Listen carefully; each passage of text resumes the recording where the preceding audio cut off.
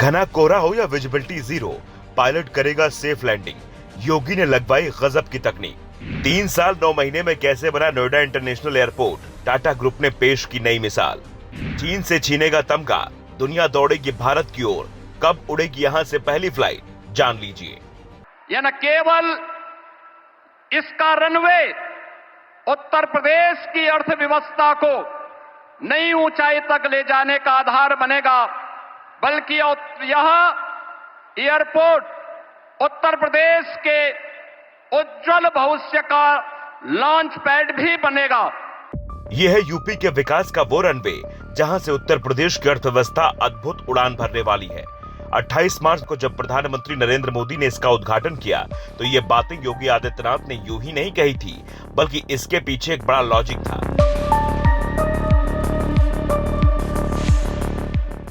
इस एयरपोर्ट के लिए कैसे उन्होंने खुद दिन रात मेहनत की। जिस इलाके में पुरानी सरकारों के वक्त भट्टा परसौल कांड हुआ था, किसानों को उचित मुआवजा के लिए प्रदर्शन करना पड़ा था, वहां योगी ने कैसे किसानों को मालामाल कर बिना किसी विरोध के जमीन अधिग्रहण करवाई, रिकॉर्ड समय में काम पूरा करवाया। इसका किस्सा बेहद दिलचस्प है। कहानी की शुरुआत होती है साल 2001 से। अब के रक्षा मंत्री राजनाथ सिंह उत्तर प्रदेश के मुख्यमंत्री हुआ करते थे। उन्होंने यूपी पे पहले international airport and aviation hub का ख्वाब देखा, लेकिन काम पूरा हो पाता उससे पहले सरकार बदल जाती है और फिर मायावती से लेकर अखिलेश तक के राज में ये सपना साकार नहीं हो पाता। लेकिन साल 2017 में योगी आदित्यनाथ जैसे ही मुख्यमंत्री बनते हैं, जेवर एयरपोर्ट की धूल पड़ी फाइलों को निकलवा कर नए सिरे से काम शुरू करवाते हैं, जिसका नतीजा ये था कि नवंबर 2021 में इसका शिलान्यास प्रधानमंत्री नरेंद्र मोदी के हाथों होता है। और उसके बाद तो योगी आदित्यनाथ इस एयरपोर्ट के काम पर ऐसी नजरें गड़ाए रहते हैं कि कोई भी इधर उधर नहीं कर पाता। सितंबर 2022 में योगी खुद रनवे, एटीसी टावर और निर्माण कार्यों की प्रगति का जायजा लेते हैं। लखनऊ में बैठे बैठे कई मीटिंग करते हैं, अधिकारियों को निर्देश देते हैं कि तय समय पर काम पूरा होना चाहिए।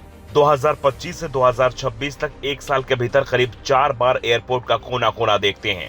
चूंकि निर्माण की जिम्मेदारी टाटा ग्रुप पर थी, इसलिए जेवर एयरपोर्ट की गुणवत्ता पर कोई सवाल नहीं था। स्विट्जरलैंड की कंपनी भी इस एयरपोर्ट के काम में शामिल थी, तो तकनीक की जिम्मेदारी की भी कोई खास चिंता नहीं रही।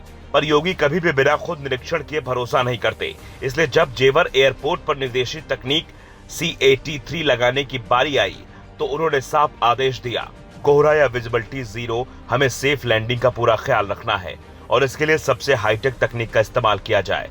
टर्मिनल डिजाइन में भारतीय संस्कृति की झलक दिखाई जाए। नतीजा ये हुआ कि दुनिया के 200 एयरपोर्ट पर जो तकनीक है वो नोएडा इंटरनेशनल एयरपोर्ट पर लगाई गई है। लाखों लोगों के रोजगार का रास्ता खुला, बम्पर मुआवजे से किसान मालामाल हुए और एशिया का सबसे बड़ा एयरपोर्ट भारत को मिला, जिसका दूसरा चरण पूरा होते ही चीन के पास से एशिया के सबसे बड़े एयरपोर्ट होने का तमगा छिन जाएगा और उसके बाद नोएडा, ग्रेटर नोएडा और यमुना एक्सप्रेसवे क्षेत्र में निवेश बढ़ेगा। फ्रेश प्रोडक्ट्स यानी फल, सब्जी और दूध से बनी चीजों के तेज एक्सपोर्ट से किसानों की आय बढ़ेगी। आगरा, मथुरा, अयोध्या, काशी जैसे पर्यटन स्थलों तक पहुंच आसान होगी, पर्यटन और बढ़ेगा। सालाना लाखों टन कार्गो हैंडलिंग से व्यापार और सप्लाई चेन में मजबूती होगी। छोटे उद्योगों को ग्लोबल मार्केट से जोड़कर आत्मनिर्भर भारत को मजबूती मिलेगी। इसके अलावा दिल्ली एयरपोर्ट पर भी ट्रैफिक का भार कम होगा, क्योंकि ये ऐसा एयरपोर्ट बना है जिसने चीन, पाकिस्तान की भी नींद उड़ा दी है, क्योंकि भारत के ग्लोबल मार्केट में पहुंच अब और आसान होने वाली है।